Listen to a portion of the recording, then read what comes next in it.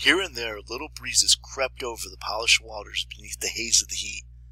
When these breezes reached the platform, the palm fronds would whisper, so that spots of blurred sunlight slid over their bodies or moved like bright winged things in the shade.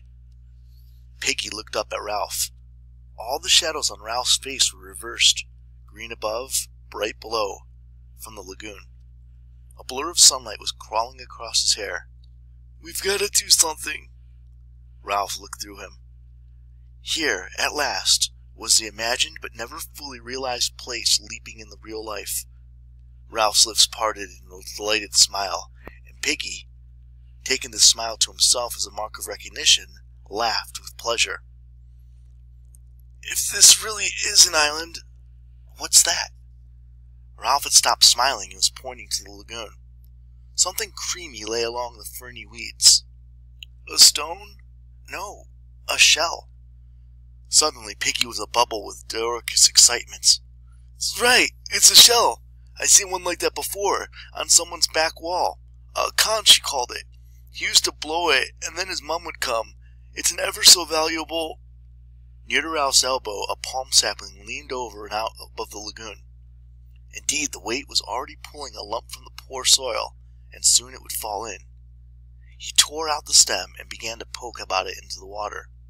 While the brilliant fish flickered away to the side in that, Piggy leaned dangerously. "Careful! You'll break it!" "Shut up!" Ralph spoke absently. The shell was interesting and pretty and a worthy plaything, but the vivid phantoms of his daydream still interposed between him and Piggy, who in this context was an irrelevance. The palm sapling, bending, pushed across the shell, then pushed the shell across the weeds. Ralph used one hand as a fulcrum and pressed down with the other till the shell rose, dripping, and Piggy could make a grab. Now the shell was no longer a thing seen but not to be touched. Ralph, too, became excited. Piggy babbled. "A conch, ever so expensive. I bet if you wanted to buy one you'd have to pay pounds and pounds and pounds." "He had it on his garden wall, and my auntie—" Ralph took the shell from Piggy, and a little water ran down his arm. In color the shell was a deep cream, touched here and there with fading pink. Between the point, worn away into a little hole, and the little pink lips of his mouth lay 18 inches of the shell, with a slight spiral twist and covered with a delicate embossed pattern. Ralph shook sand out from the tube. "Mooed like a cow," he said, "and had some white stones too, and a little bird cage and a green parrot. He didn't blow the white stones, of course, and he said—" Piggy paused for breath and stroked the glistening thing that lay in Ralph's hands. "Ralph!" Ralph looked up. "We can use this to call the others. Have a meeting. They'll come when they hear us." He beamed at Ralph. "That was what you meant, didn't you? That's why you got the conch out of the water." Ralph pushed back his fair hair. "How did your friend blow the conch?" "He kinda spat," said Piggy. "My auntie wouldn't let me blow on account of my asthma. He said you blew from down here." Piggy laid a hand on his jutting abdomen. "You try, Ralph. You'll call the others." Doubtfully, Ralph laid the small end of the shell against his mouth and blew. There came a rushing sound from its mouth, but nothing more. Ralph wiped the salt water off his lips and tried again, but the shell remained silent. "He kinda spat." Ralph pushed his lips and squirted air into the shell, which emitted a low farting noise. This amused both boys so much that Ralph went on squirting for some minutes, between bouts of laughter.